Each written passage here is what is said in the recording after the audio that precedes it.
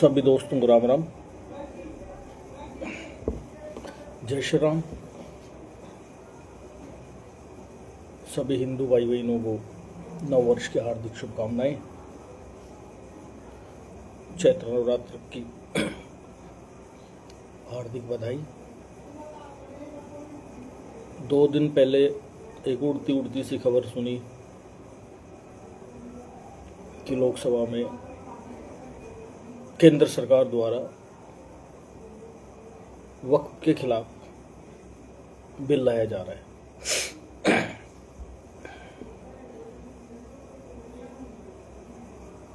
तो मन किया कि एक छोटा सा वीडियो बनाया जाए। तो मैं क्या सोचता हूँ वक्फ के बारे में,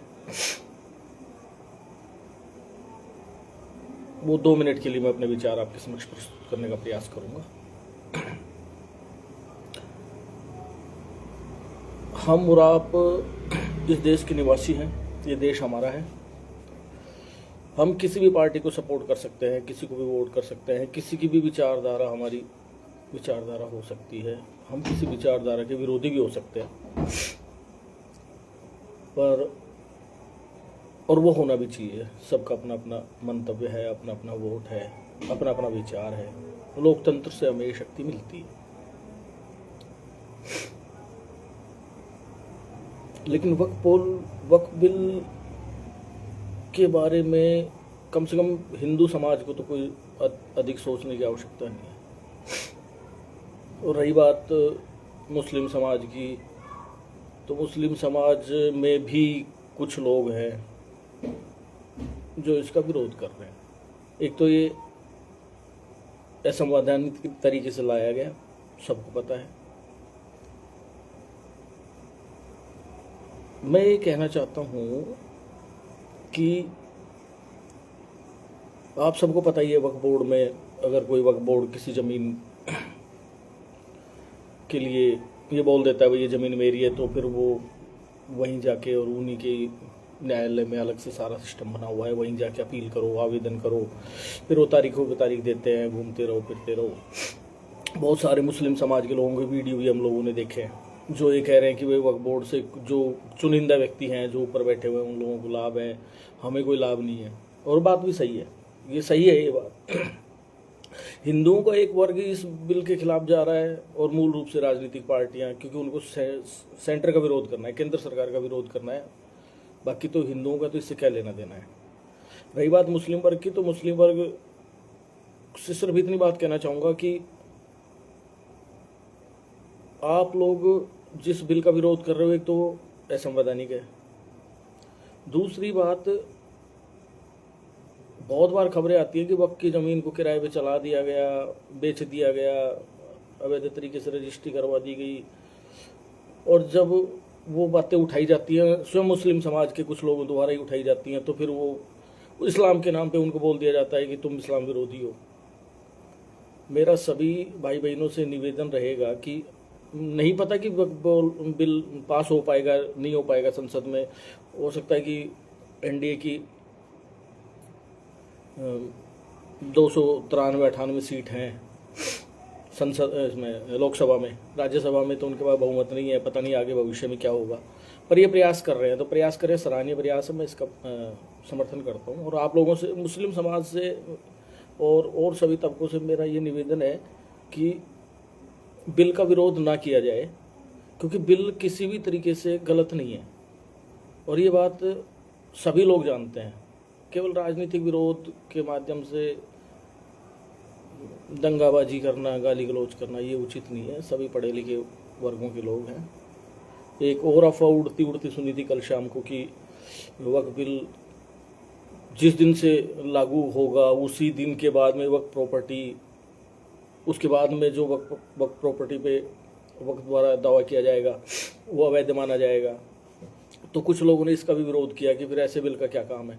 मेरा कहने का मतलब ये है कि मान लिया कि आज से 10 दिन बाद में बिल पास हो जाता है, तो आप ये देखिए कि 10 दिन के बाद में कम से कम इस प्रकार से वक्फ बोर्ड द्वारा किसी भी सज्जन की ज़मीन पे या भूमि पे ये नहीं कहा जा सकता कि भाई ये मेरी है, खाली करो। एक बात। दूसरी बात,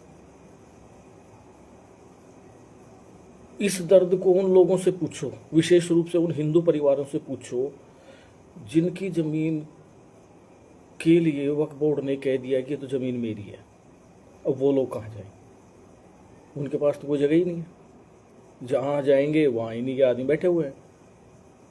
तो अगर ये अब से भी लागू होता है तो हम ये तो माने कि कोई करने का प्रयास तो कर रहा है, कोई कर तो रहा है इस चीज को। अब से पहले तो प्रयास भी नहीं किया गया। अब से पहले तो लोग दूर भागते थे इससे कि पता नहीं क्या भूत है, पिशाच है, राक्षस है, क्या है, लेकिन कोई आदमी इसको करने का प्रयास तो कर रहा है।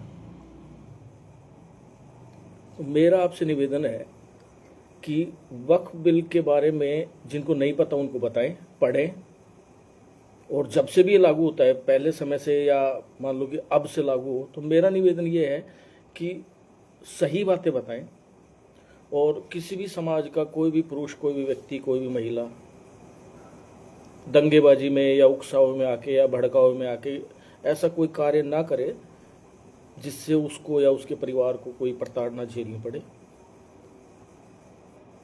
और राजनीतिक विरोध आपका हो सकता है, मोदी से हो सकता है, बीजेपी से हो सकता है, किसी का कांग्रेस से हो सकता है, किसी का सपा बसपा से भी हो सकता है, लेकिन यदि राष्ट्रहित में कोई चीज सही की जा रही है तो मैं मानता हूं कि उसका समर्थन किया जाना चाहिए। और आपको लगता है कि मोदी बिल लेके आ रहा है तो गलती है क्योंकि आप मोदी का विरोध करते हो या आप विपरीत विचारधारा के व्यक्ति हो, तो भी एक बार कम से कम पढ़ें और पढ़ लिख के और फिर अपनी विवेचना करें, अपनी टीका टिप्पणी दें, तो आपको स्वयं पता चल जाएगा कि बिल गलत नहीं है। और ये मेरा पहली बार मैं फेसबुक पे लाइव आया हूँ, तो मेरा प्रयास यही है आप सभी बंधुओं से, मित्रों से, जो भी लोग इस वीडियो को देख रहे हैं, कि समाज में भाईचारा बना के रखें, आपस में एक दूसरे से सहयोग करते रहें, और अगर आपके अड़ोस पड़ोस में किसी प्रकार की कोई भी चीज़ गलत हो रही है तो आप उसकी शिकायत कर सकते हैं। खुद मामला निपटाने की बजाय आप शिकायत कर लें। और वक्फ बिल पर या वक्फ बोर्ड के बारे में जितनी भी जानकारी जिस भी भाई को पता है वो फेसबुक पे भी लिख सकता है, इंस्टाग्राम पे वीडियो बना के पोस्ट कर सकता है, यूट्यूब पे अपना चैनल बना के बता सकता है। क्योंकि आपको 10% लोग मिलेंगे जो एक वर्ग विशेष को भड़का देते हैं। वो किसके नाम पे? इस्लाम के नाम पे, उनके मजहब के नाम पे भड़का देते हैं। उन लोगों को पता भी नहीं होता, गरीब तबके को तो पता भी नहीं होता कि वक्फ ने क्या निर्णय ले लिया, किस मंदिर की जमीन को अपना बता दिया, कोई विधानसभा को अपनी बता देता है, कोई संसद को अपनी बता देता है, कोई राष्ट्रपति भवन को अपना बता देता है। तो मेरे कहने का मतलब ये है कि मैं जो बातें आपसे कह रहा हूँ, मैं नहीं कहता कि आप मेरे से सहमत हो जाएं, हो सकता है मैं आपको कोई गलत जानकारी दे रहा हूँ, लेकिन मेरा निवेदन ये है कि उस विषय के बारे में आप खुद तो पढ़ सकते हो, गूगल पे पढ़ सकते हो, यूट्यूब पे भी काफ़ी चैनल्स आते हैं, काफ़ी विशेषज्ञ लोग बैठते हैं, विद्वान लोग बैठते हैं, वो बताते रहते हैं इनके बारे में, तो आप उनको बता सकते हो, उनसे सुन सकते हो, समझ सकते हो। आपके शहर में न्यायालय है, वकील है, वकीलों की सहायता ले सकते हो आप, वो आपको अच्छे से समझा सकते हैं इस चीज़ को। कोई LLB का स्टूडेंट है, वो बता सकता है। तो कोई भी चीज़, किसी भी चीज़ का विरोध सिर्फ इसलिए नहीं कर देना चाहिए कि वही मोदी लेके आ रहा है, अमित शाह लेके आ रहा है या बीजेपी लेके आ रही है। सिर्फ इसीलिए आप किसी चीज का विरोध नहीं कर सकते और नहीं करना चाहिए। विरोध करने का तरीका हो, विरोध करने का भाव हो, विरोध का विषय हो, आप अवश्य करो। हम सभी करते हैं, बहुत सारी बातों पे हम भी एक दूसरे से, हम लोग आपस में एक दूसरे के पास बैठते हैं, खाना पीना भी चलता है हमारा, पार्टी शार्टी चलती हैं, शादियाँ वादियाँ में भी आना जाना होता है, सब चीज़ें होती हैं। तो आपस में अंतर्विरोध तो हमारा भी होता है। ऐसा नहीं है कि मैं कोई बात कह रहा हूँ तो आप सभी लोग सहमत होंगे उससे, या कोई दूसरा कह रहा है तो उससे मैं सहमत हो जाऊँ। लेकिन अगर मैं उसका विरोध कर रहा हूँ तो मुझे उस विषय का पता तो होना चाहिए कि मैं किस चीज़ का विरोध कर रहा हूँ। खाली सिर्फ ये सोच के कि यार ये इस्लाम विरोधी है तो जो मुसलमान है उनको भड़का दिया जाए। देख रहा था मैं इमरान प्रतापगढ़ी एक वीडियो डाल रखा है उसने, संसद के बाहर खड़ा है और एक सुखविंदर सिंह की आवाज़ में गाना बजा रहा है, एक तख्ती ले रखी है।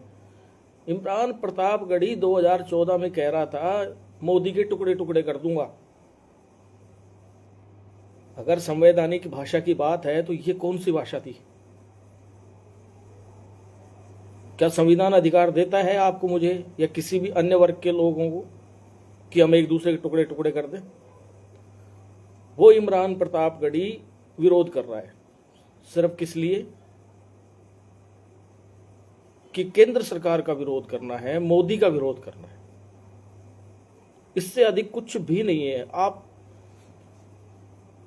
YouTube देखिए, आप मीडिया देखिए, वक्त पे जो भी बातें चल रही हैं उसका विरोध करने वालों के आप तर्क सुन लीजिए, राष्ट्रीय मीडिया पे ही सुन लीजिए, आप उनकी बातें सुन लीजिए। आप अपनी तरफ से कुछ कोई राय मत बनाइए किसी भी चीज़ के बारे में, अच्छी है बुरी है। आप सिर्फ उनके विचार सुन लीजिए, वो क्या कहना चाहते हैं। मुसलमान समाज को खतरा हो जाएगा। भाई कैसे खतरा हो जाएगा, समझाएगा कोई? जो चीज़ उनकी नहीं है, जिसके कागज उनके पास नहीं है, उन्होंने उस प्रॉपर्टी के नाम पे अपना दावा पेश कर दिया। इस चीज़ को ऐसे समझिए जैसे अपने शहर में कोई गांव है, उस गांव में दो व्यक्ति हैं जिनकी आपस में ज़मीन लगती हुई है। अब एक व्यक्ति प्रभावशाली है, एक व्यक्ति थोड़ा सा कमज़ोर है। प्रभावशाली व्यक्ति उसकी ज़मीन पे कब्जा कर ले या दीवार बढ़ा ले, उसकी तरफ पत्थर वत्थर डाल दे या उसकी जुताई कर दे उसके खेत की, तो क्या कमज़ोर आदमी उसका विरोध नहीं करेगा? करेगा। कहाँ जाएगा? न्यायालय में जाएगा। न्यायालय के थ्रू फैसला करेगा, साल में, 2 साल में, 6 महीने में, जब भी है। मान्य जो भी न्यायाधीश बैठे हैं यथा योग्य निर्णय देंगे स्थिति का अवलोकन करते हुए। लेकिन अगर वक्फ किसी ज़मीन को अपनी घोषित कर देता है तो आप नहीं जा सकते कोर्ट में। उन्हीं का कोर्ट है, उसी में जाओ, उसमें भी उन्हीं के बंदे बैठे हुए हैं, उनके समक्ष आप अपनी बात रखो। उनको पता है कि हमने गलत काम किया है, उसके बावजूद क्या करेंगे? वो तारीख देते हैं। वो लोग 1 महीना, 1 साल, 2 साल, 10 साल, आदमी बुढ़ा हो जाएगा, उसके बच्चे जवान हो जाएंगे, लेकिन निर्णय नहीं हो पाता। तो वो परिवार जिसकी ज़मीन पे ये मामला चल रहा है वक्फ से संबंधित, वो समझता है इस दर्द को कि ये जो बिल हम नहीं जानते कि पारित हो पाएगा नहीं हो पाएगा, एक प्रयास किया जा रहा है केंद्र सरकार द्वारा, लेकिन वो व्यक्ति जिसकी ज़मीन दबी हुई है वो इस दर्द को समझता है वो इस दर्द को कि ये बिल उसके लिए कितना उपयोगी है। मेरी सभी मित्रों से यही रिक्वेस्ट रहेगी, निवेदन रहेगा कि सभी इस बिल के बारे में अपने अपने फेसबुक पे, इंस्टाग्राम पे, यूट्यूब पे, जो भी सोशल मीडिया आप यूज़ करते हैं, सही बातें जो हैं वो बताएं लोगों को। बाकी एक बार बिल पास हो जाता है, पारित हो जाता है, उसके बाद में पूरी चीज़ें तब पता चलेंगी कि कितना क्या हो रहा है, आधा है, अधूरा है। और अफवाहों पे बिल्कुल ध्यान ना दें कि आज से ही लागू होगा या 10 साल पहले से लागू होगा। ऐसा कुछ नहीं है। अभी किसी को कुछ भी नहीं पता है इस बिल के बारे में, किसी को कुछ भी नहीं पता है कि इस बिल में क्या है। सदन में चर्चा शुरू हो जाएगी थोड़ी बहुत देर में, या तो हो चुकी होगी, नहीं हो जाएगी। अगर आपके पास समय है तो आप वहाँ सुने, सभी की बात सुन सकते हैं आप, आपको पता चलेगा क्या अच्छा है, क्या बुरा है, क्या गलत है, क्या सही है। उस हिसाब से आप अपना निर्णय लें, समाज में भ्रांति न फैलाएं और जो भ्रांति फैला रहा है उसको समझाएं। झगड़ा करने की आवश्यकता नहीं, गाली गलौज करने की आवश्यकता नहीं, किसी से समझाएं, क्योंकि एक व्यक्ति की वजह से 20 आदमी खराब हो सकते हैं। तो मेरा निवेदन है कि बिल का विरोध ना करें, बिल का समर्थन करें। धन्यवाद। राम राम।